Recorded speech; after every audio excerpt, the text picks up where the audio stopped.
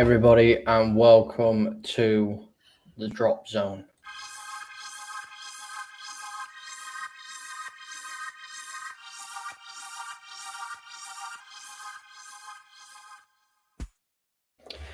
Yes, I know you're probably thinking, hang on a minute, it's Monday, it's 7:30, where's the Premier League review show?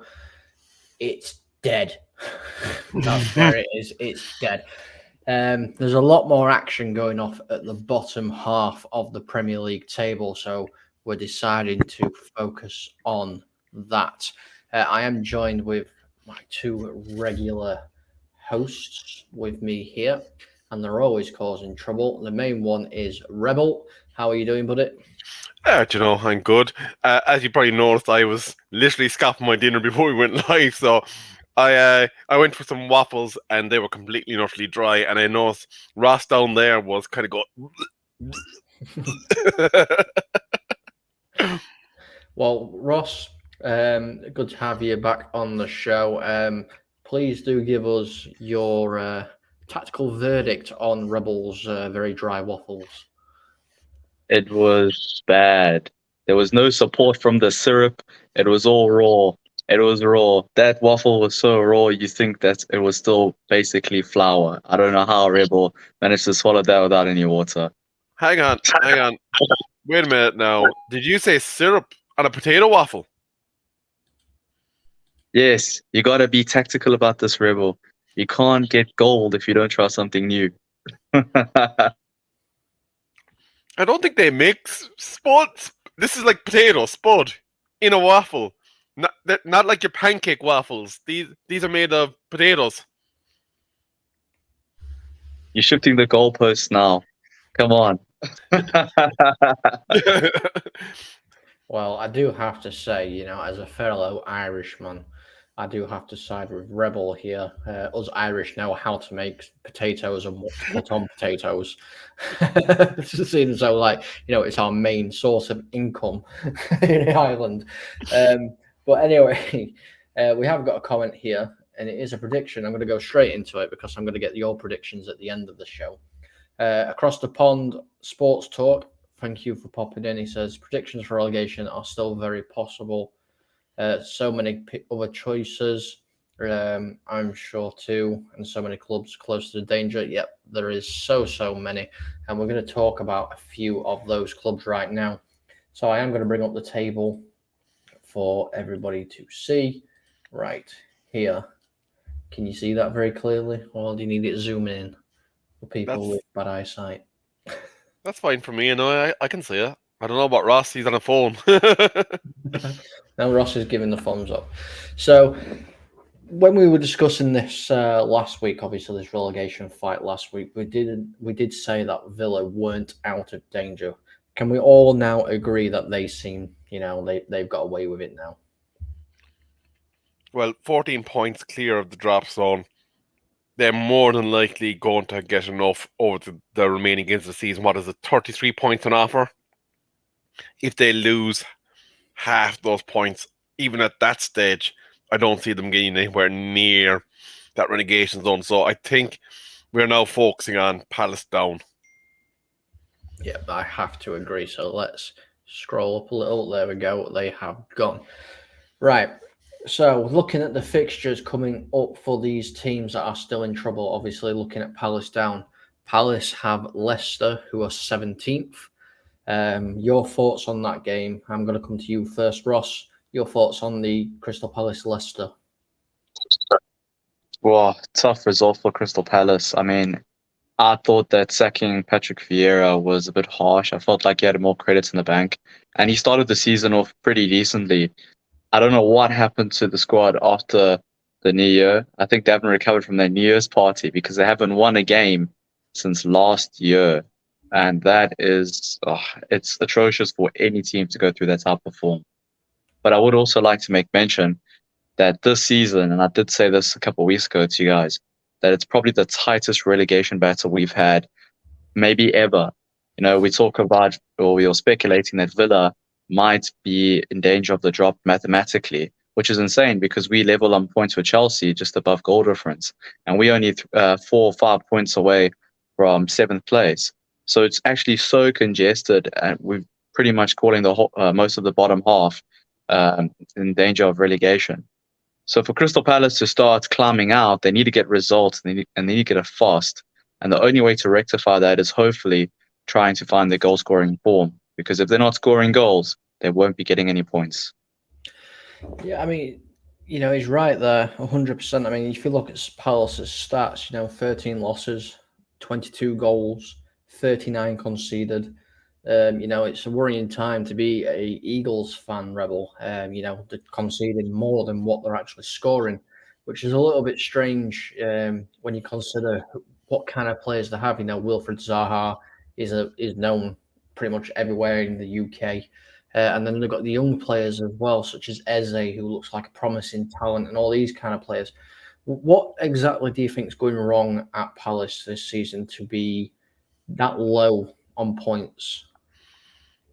On paper, there's absolutely no reason why they shouldn't be somewhere in at least the region of the Villa points haul, which would then have put them out of that screen, and we'd be looking at Wolves down. But the fact of the matter is they've been underperforming, and collectively as a unit, they haven't done enough, particularly in front of goal.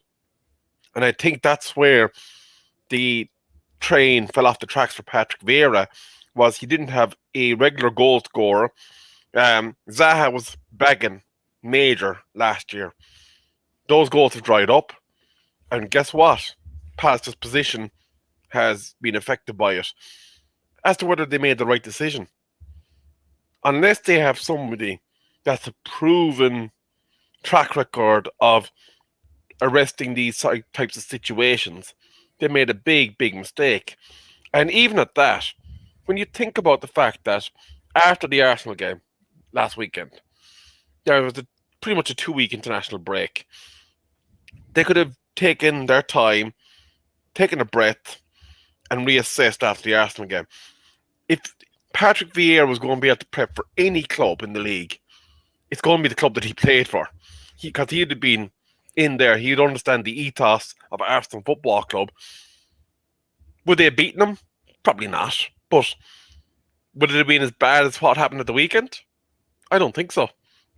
So, the last time we had a manager where you were kind of scratching your head, and that got sacked was the Burnley manager not too long ago, because you were kind of there. He had a proven track record of escaping the drop zone, and I would fear for Palace now because. Sorry, Colin, go ahead. No, go on.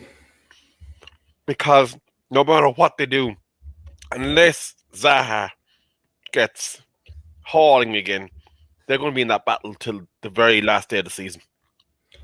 Yeah, I mean, obviously, looking at the results, the fixtures they have left, it's not impossible. The worrying thing for me is you're looking below them, and obviously you've got the likes of Leeds United who have a game in hand, Forest who do, Leicester who do, West Ham who have 2, and then you look at the fixtures for the rest of the season. They're playing Leicester this Saturday, then Leeds, then Southampton, then Everton, then Wolves, then West Ham, then Spurs, Bournemouth, Fulham, and Forest. So a lot of their games are against the teams that are around them, or how important. And we're going to end with Crystal Palace on this. And it's a question to both of you: how important is it that they now need to step up and make sure they secure points, because they're playing everybody that's around them?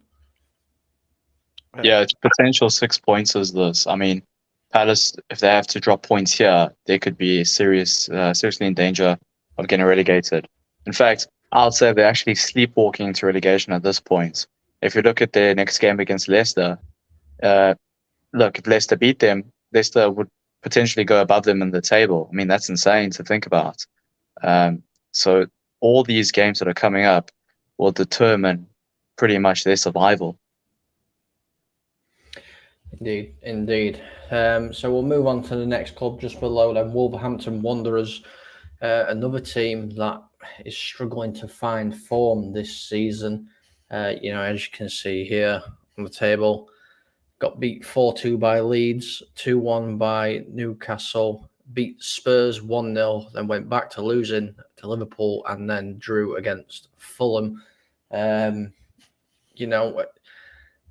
Wolverhampton haven't always been the team that have always been up there. They've always seemed to have mid-table comfortably, but it's not working out that way from this season, is it, Rebel? Well, I think you have to kind of attribute that to the fact that Wolves seem to have identified Jimenez as reaching his peak with them. And with the injuries that he sustained, they brought in a striker at the start of the season. And they lost him before he even played a game, an anger for them, really, which was a very unfortunate moment for them. I thought they bought well in January. And the fact that they've been so hit and miss has surprised me. And I'm going to link them in with two other clubs, actually, in this list. Leicester City and West Ham. Those are three clubs that I would have said wouldn't have been anywhere near a drop zone in a month of Sundays looking at their squads on paper, because you can see quality throughout the squad. If you go through that Wolverhampton squad, there's quality everywhere. You have the Neveses, you have Joey Moutinho, you have so many top quality players. Leicester City, Maddison, Barnes, etc. And don't even get me started on West Ham. We'll be talking about them in a while. But Wolverhampton have enough quality to be far away from the dogfight at the end. But there seems to be something going on outside of that with their yo-yo form, because the way they're playing at the moment isn't going to get it done. They're just fortunate that there's so many other clubs that are just in dire straits as well. Well, 100%. I mean, Ross, Wolverhampton Wanderers, we know what they're like. They've got this reputation for being a team that doesn't die. They're always coming back at you no matter what you throw at them. We've seen it many, many times.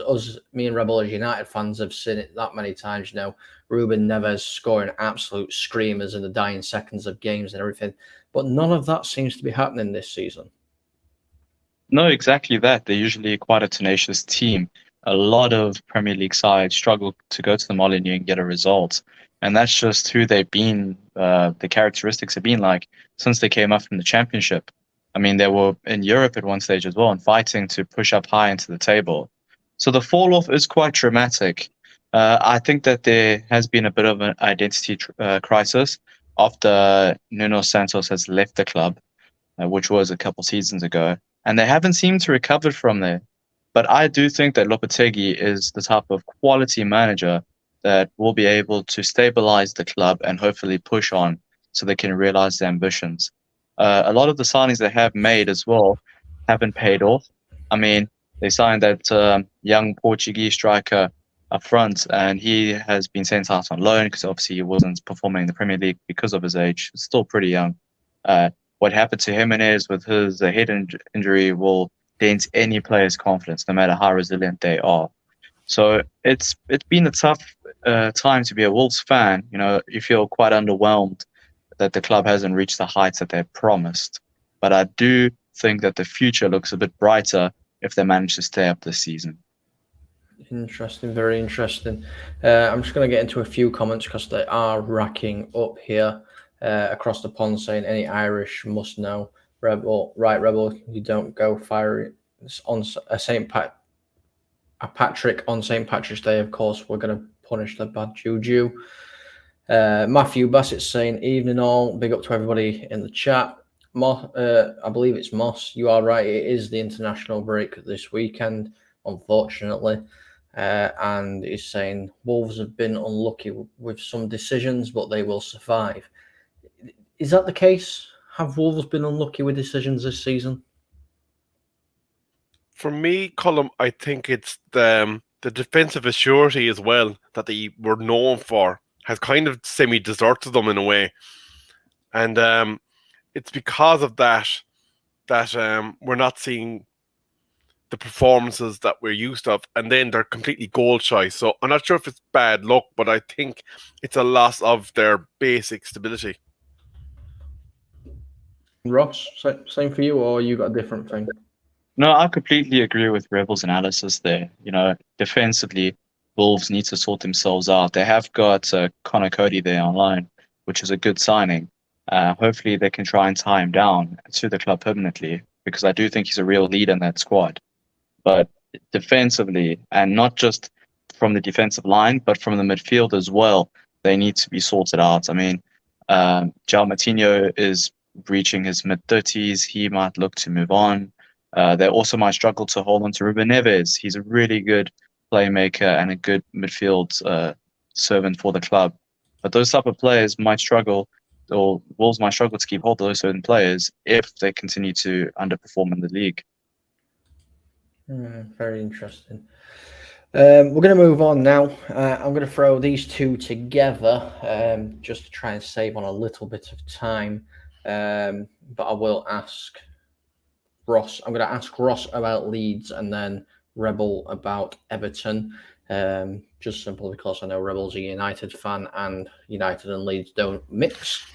So Leeds United, Ross. They've got this style of play where it's all gung ho. We've seen it quite a few times. They did quite well last season, and then this season it seems like they've burnt out, in my opinion.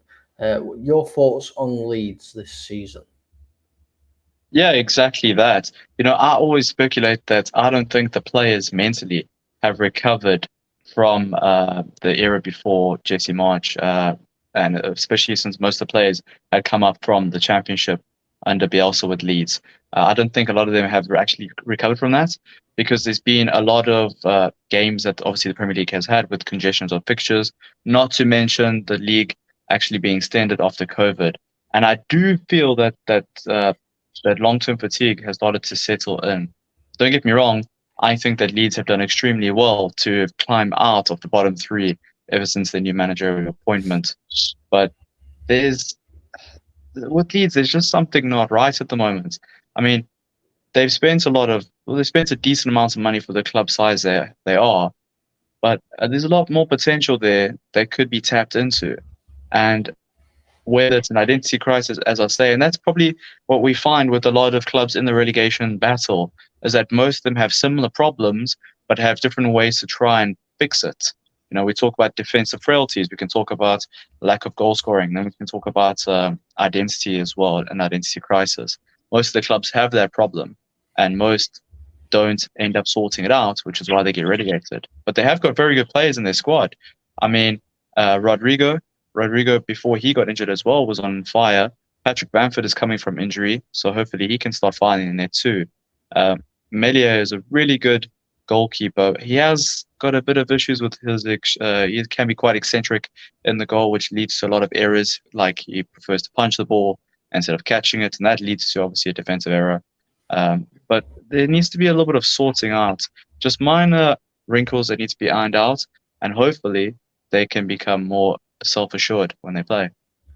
Yeah, 100%. I mean, they're going to be looking over the shoulder when we come back from the international breaks. I mean, their game back is Arsenal, and we all know that's not an easy game.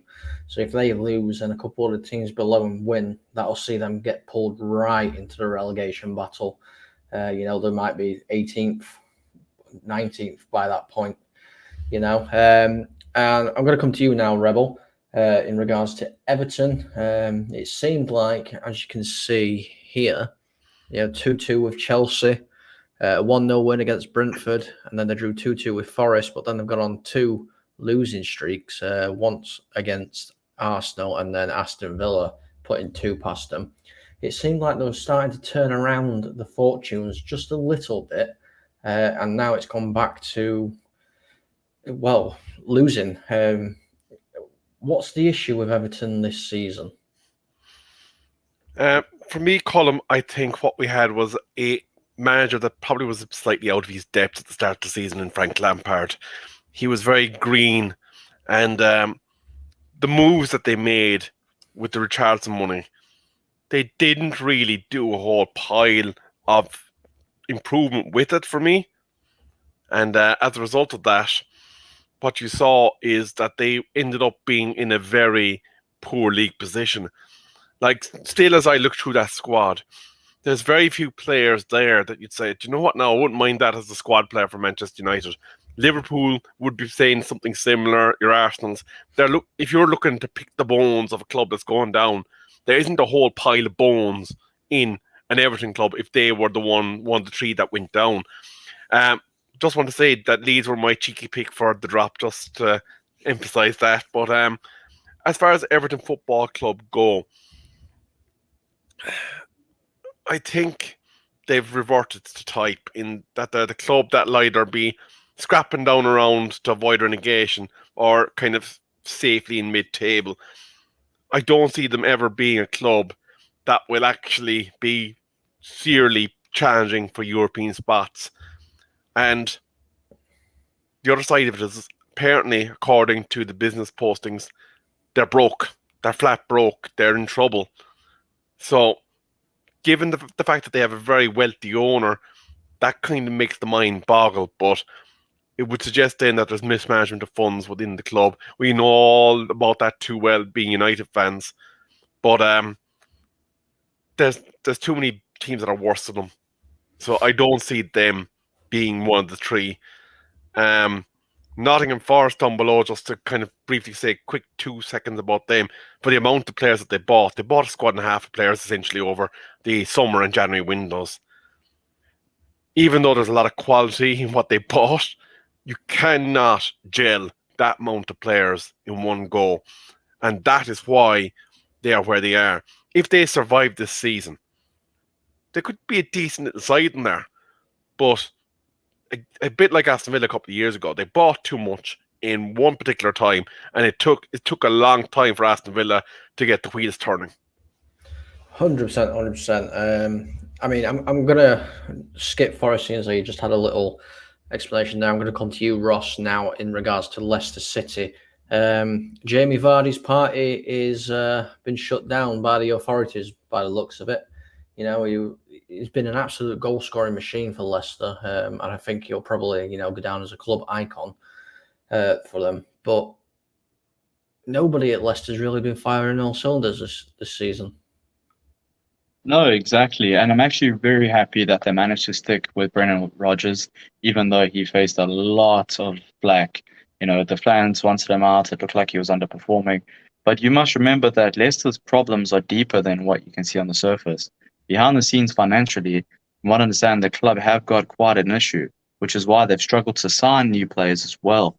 I think that, look, the squad has aging. Jamie Vardy is getting old, and you've only got Kelechi Iheanacho, who is a good striker, but he can be quite inconsistent. You've only really got him as the next threat up front.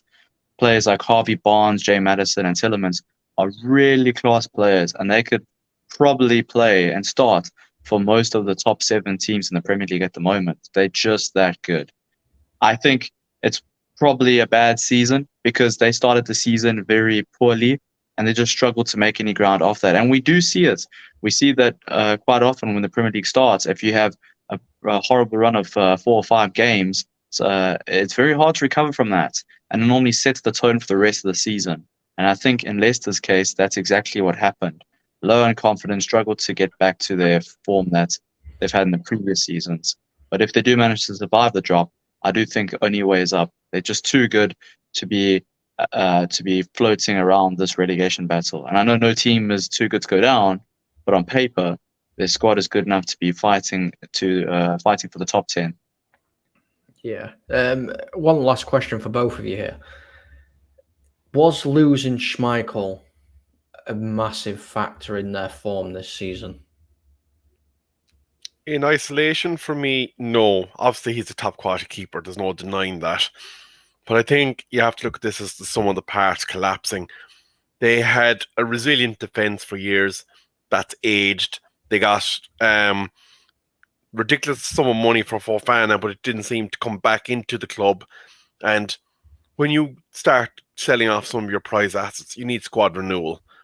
And I don't get the sense that the ownership was as interested this season in rebuilding another Brendan Rodgers squad.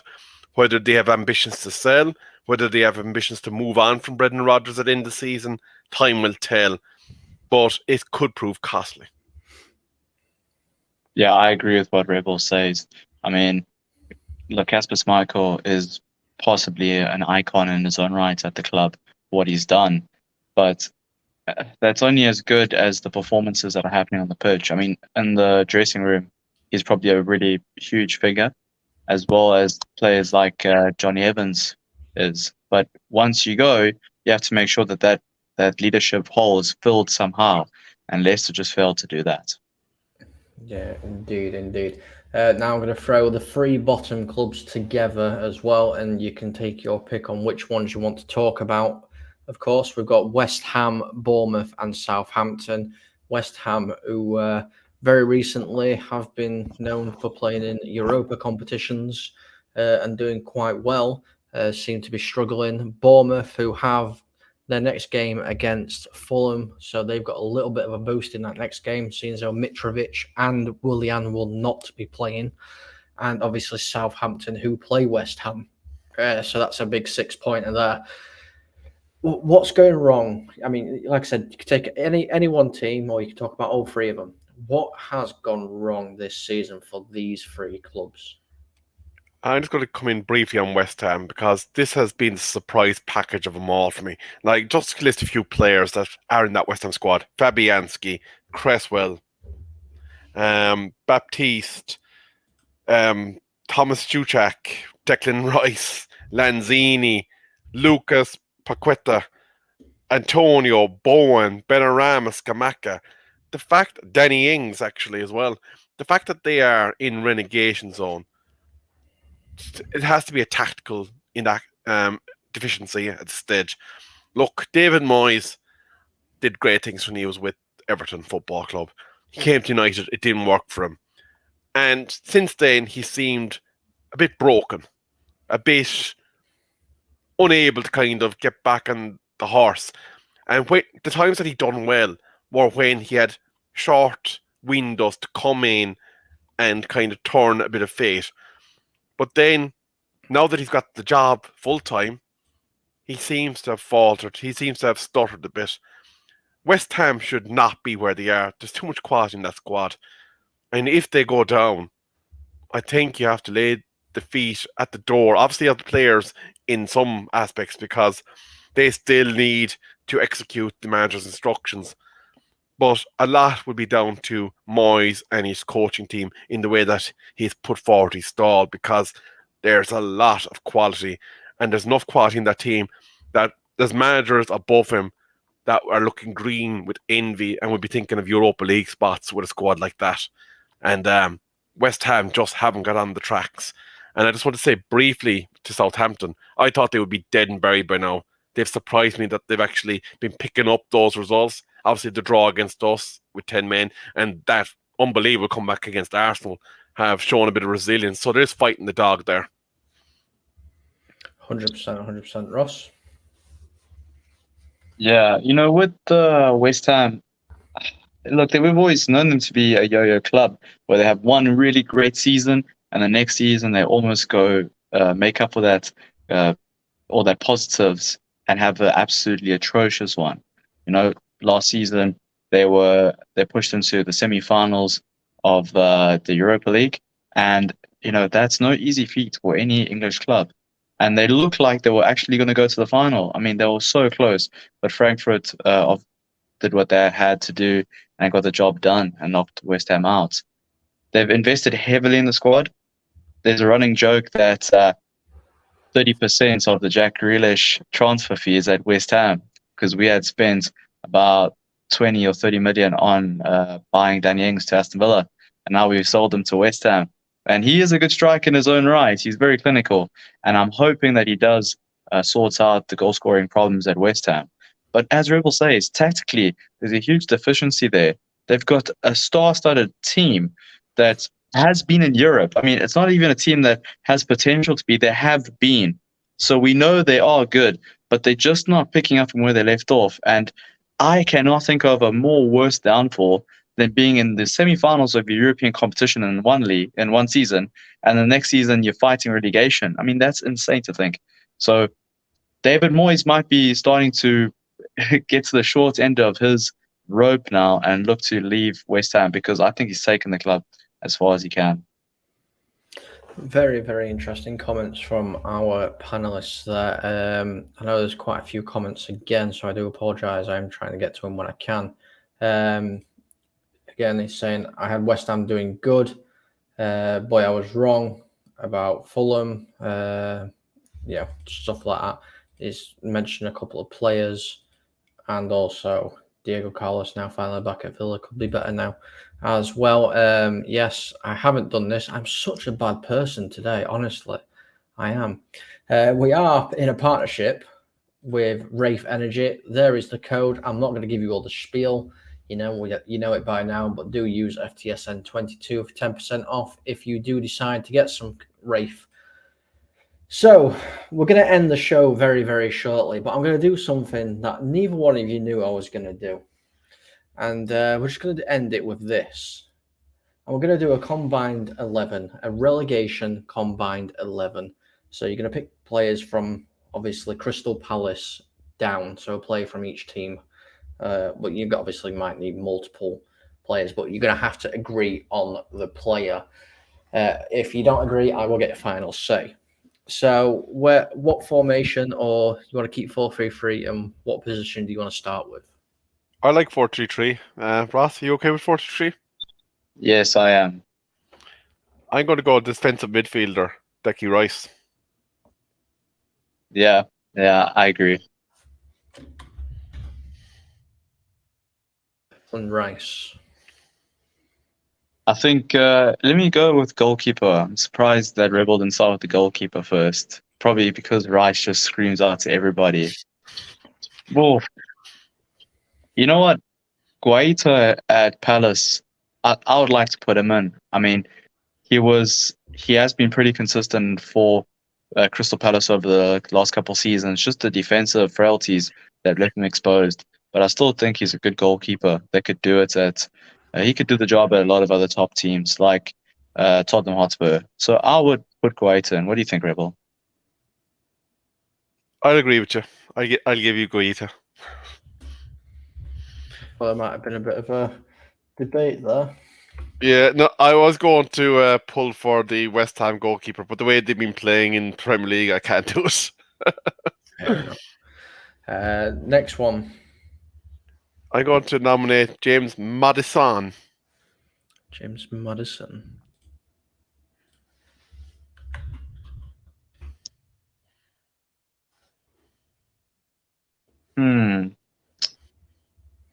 With that being said, I would have Harvey Barnes as left winger. See, senor. Harvey Barnes, left wing. I'm trying to remind myself who's down there. So the clubs you got down there are... Actually, Neves, the other midfielder. Oh, I don't know. I was thinking Ward Prowse. Put Ward-Prowse right wing. Ward Prowse right wing. What type of tactical frailties are this, Rebel? What are you David Moyes in disguise? Remember, you have got players from Palace, Wolves, Leeds, Everton, Forest, Leicester, West Ham, Bournemouth, and Southampton. Do you know what? I will concede to Ward-Prowse on centre midfield. Go on.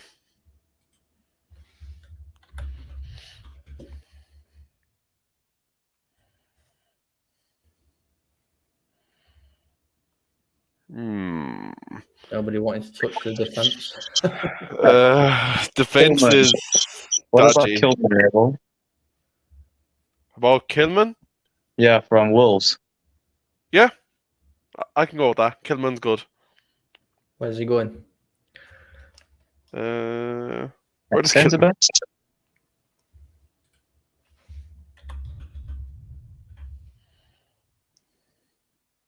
Max Kilman. Do you know what? Actually, Mitchell at left back as well.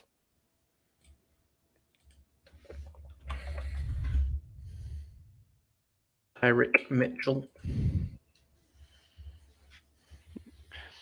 The striker one actually is bothering me as well because no striker in that particular set of lineup has actually done outstanding. Let's leave striker for last. That sounds like a tasty one that we can get into. Can you read out those teams again, please, Carl? So, Crystal Palace, Wolverhampton, Leeds, Everton, Forest, Leicester, West Ham, Bournemouth, Southampton. Oh, can we go Coleman right back? What do you think, Rebel? Who are you putting it right back? Coleman? Jamie? Yeah. And put Bowen ahead of him, actually. I forgot about him. He's been playing unreal. Who, Bowen? Bowen. Yeah. And then there were two. Centre back. I'm sure the viewers here are just screaming at players that we could put in there. What about Tompkins from Palace? I wouldn't rate. I don't. Nah. He hasn't been playing much, hasn't he? Because I've been seeing Anderson and Mark Gay. Well, you got Gay. We could put Gay there if you want. Yeah. But I don't know because Palace have been conceding a lot of goals. The other one, I suppose, is Armati. Kilman, Cody. Actually, yeah, the Wolves centre-back partnership. Good point. Connor Cody? Yeah. What do you think, Ross? Yeah, let's do Connor Cody. Striker, though. Yuck. I see across the pond put Noto, and when I first saw Noto play against Villa for Leeds, and I just thought, wow, who's this young player? He had so much flair, and he was very, very good. And I just want to give him an honorable mention because Wilfred Noto from Leeds, wow, he's going to be a real big star one day because he has got all the potential and bags of tricks. So thanks for that across the pond. So our options in strikers seem to be Edward at Palace, Jimenez at Wolves, Wham-Bam at Leeds, whatchamacallum, Calvert-Lewin at Everton, Daka at Leicester. Who's the fourth striker? Ayu. Yeah, no. Or You've the got West. players like Skamaka and Antonio. Actually, Skamaka talent-wise, Antonio talent-wise, they're probably the leading two candidates. Wham-Bam hasn't been doing it this season. Yeah, talent-wise, there are there's no question their talent. I think just on their performances up until now, that I think we should judge them on. This is tough. This is very tough. Across the pond, you got any recommendations? Any advice here? He's shouting for Antonio. No, can't put Antonio in there, man. No. He's struggling to get a start now since Danny Ings has come in. Can't put Antonio. Do you know what? Maybe we look at this as who would profit from that midfield and those two wingers the most.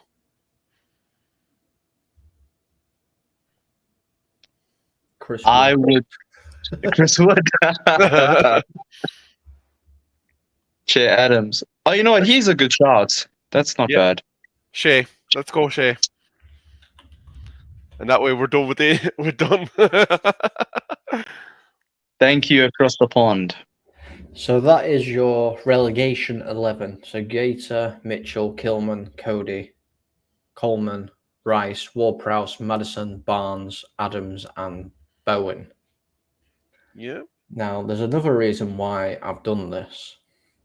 Every player you see on there is in the fight for relegation and could possibly be looking for another Premiership team next season. Coleman retires. I'd say that one should go down. Yeah. Obviously, there's one or two exceptions, but a lot of these players that we've picked here are mid-20s. 25, 24, 26. A lot of them. Yeah. How much talent is there in the bottom in this relegation battle, just looking at the players that you guys have picked? Like 1, 2, 3, 4, 5, 6, 7. There's what's at least over half those that automatically have been looked at by the top half of the Premier League. And then there's probably 3 or 4 more of them where teams that are coming up are probably saying, "Do you know what? No, these are worth the shout. We might get a season out of them." Yeah, I agree. And I mean, they also add depth to the squad. We look at how Arsenal had purchased Leandro Trossard, and we thought, is that really a good signing? And look at what he's done for Arsenal. He's been a very good squad option, and he's contributed positively to the team. If we look at the three midfielders, Ward-Prowse, Rice, and Maddison. Those three guys, they stars in their own right. Ward-Prowse is absolutely deadly from any set piece. Rice can hold down the midfield, and Madison has been playing for England as well. So those three players, they are all seasoned internationals that have got English experience as well. Those type of players, if you're just going to buy them off the transfer market, you're going to be looking at a hefty fee. And to think they could be released or sold on a much cheaper deal because those clubs could get relegated, possibly. It's insane to think that. And there's no denying there's bags of talent within the squad. 100%, 100%. I mean, I'll stop sharing that now. We are going to wrap it up, but there is just some honourable mentions here. We missed out the likes of Zaha, Elise, Eze, Onana, who's been pretty decent as well at times. Neves, Anderson, players like this that are all possibly going to be free agents. But that is going to end the show today. I want to thank both of Rebel and Ross for being on with me today. We will be back after the first lot of games and see if anything's changed. But from me and everybody here, we hope you all have an absolute fantastic rest of your night, and we will see you again soon. Goodbye.